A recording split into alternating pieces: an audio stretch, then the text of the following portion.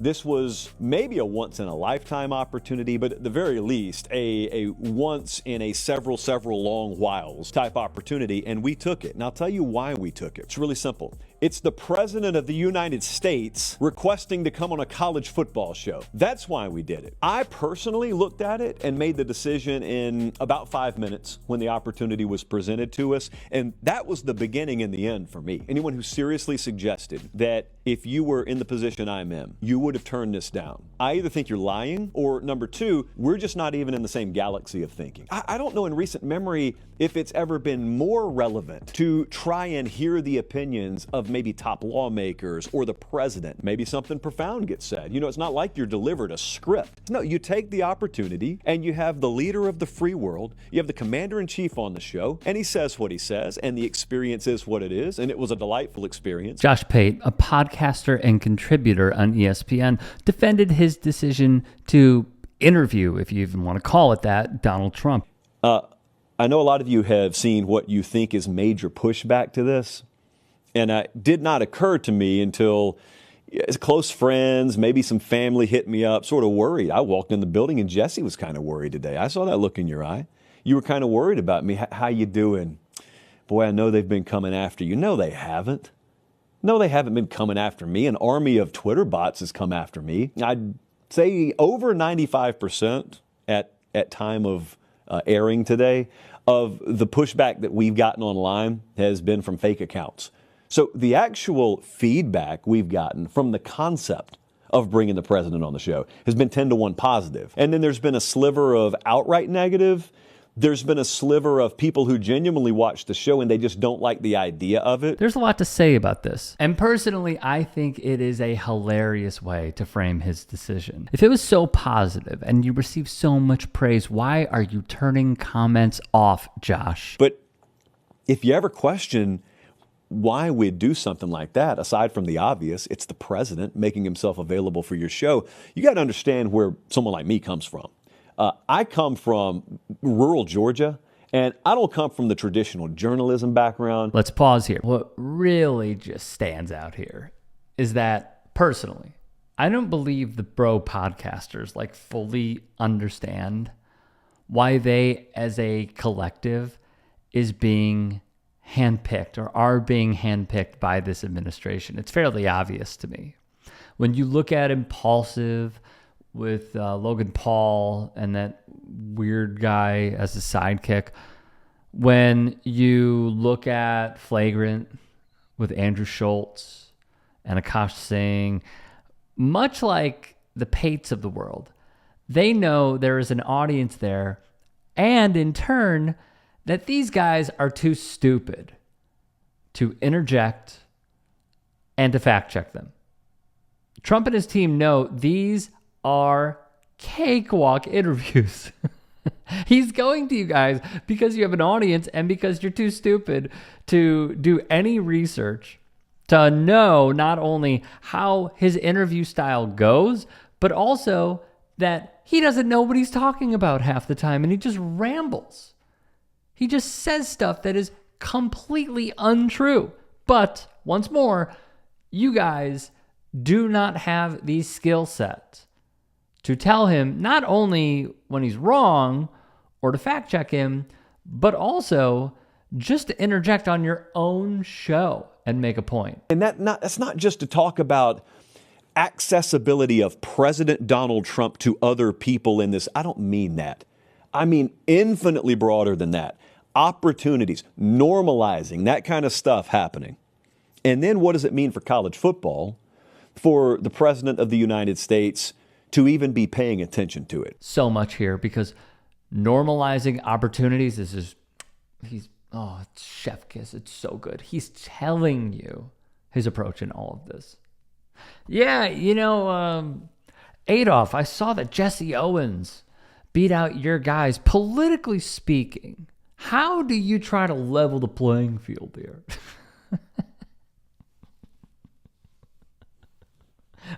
What restrictions can you use politically to try and limit Jesse Owens from winning? What a freaking loser. I almost slipped up.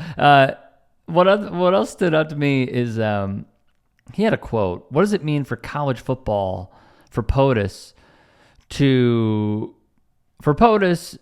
pay attention to it? He said this in a video after he did the interview. Here's the thing, Josh. I don't know if you were in the room, but he didn't address much about college football. From Awful Announcing, Pate opened the interview with a softball question about the state of college football, leading the president towards his thoughts on the structure of the game and what rules can you make, what rules can you enforce, and how he feels when you see that from your vantage point. College football, guys. Remember that. Josh Pate even said it. All they do is discuss college football. So why exactly is Donald Trump talking about NFL kickoffs? Why? Well, let's get on to it. What am I doing? Am I doing an interview here with some wonderful sportscaster that I hear great things about? Who the hell, do you think Biden would do this? I don't think so. Think Biden would talk about the NIL? He has no idea what it is. When asked how Trump decides on which games to go to, his answer, I'll look around and say, well, South Carolina is good and Georgia's good. I like Georgia. I like this Georgia team. I like your quarterback, by the way. I like Gunner. He's going to be a great quarterback. I'm telling you, he's already a great quarterback, but he's only going to get better. South Carolina, a 4-8 program.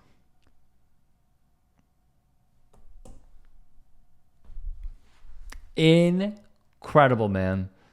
And Gunner Stockton? But Gunner is a big star and a really talented quarterback. But I heard, much more importantly, he's a Trump fan.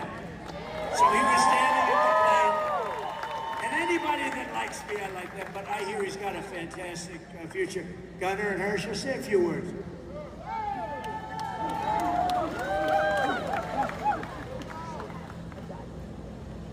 Oh, this is a great opportunity just to meet a president.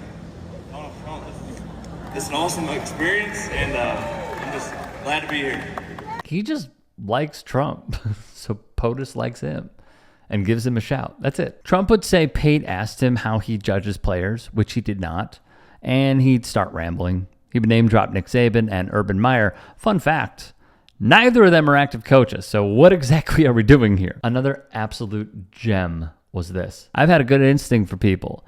I think I've had a good instinct for athletes, but Herschel Walker's a special guy.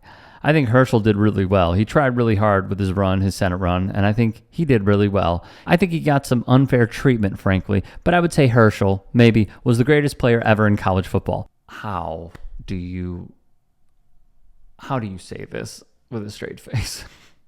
Herschel Walker was a disastrous candidate.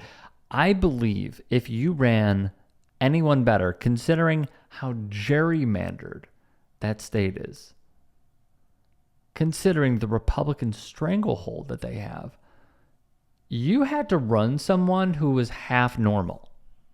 Not someone who says that he is anti-abortion yet paid for many. I mean, the Daily Beast did incredible work journalistically to show the cards that he wrote. We also learned so much from his son. I can't believe it. He refused to be a prop for just a slither of a moment. He'll come back. But Christian Walker crushed his dad. It was not a good campaign. It was a horrible campaign. And then there were rumors of him not even living in Georgia and voting in Texas, like so much here. But yeah, good candidate. Great candidate. One of the greatest parts about all of this, though, Pate tweeting, I'm a fairly open, never discuss politics on my college football show supporter. I mean it when I say it. Josh Pate is a sellout. He is. You frequently have to be face to face with people who have maybe said not such nice things about you in the past. Yeah. Maybe you've said things their way in the past. Yeah. And there's this separation. It's always fascinated me because normal people aren't really capable of the separation of business and personal. Right. And I watch you do it all the time.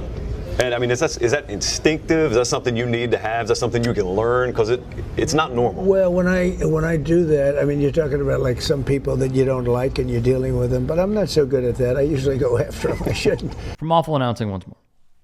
In the end, it was a collection of softballs that allowed Donald Trump to do his patented dance of just saying whatever came to mind while peppering the discussion with casual political jabs and rewritten historical claims.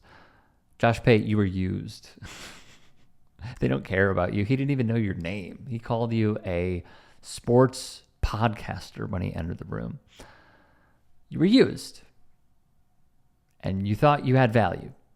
You don't. If you can and are willing, please become a paid member here at TYT Sports. And or go to tyt.com/join. In addition, you can follow me on Twitter, Instagram, and TikTok. Appreciate it. Have a great day.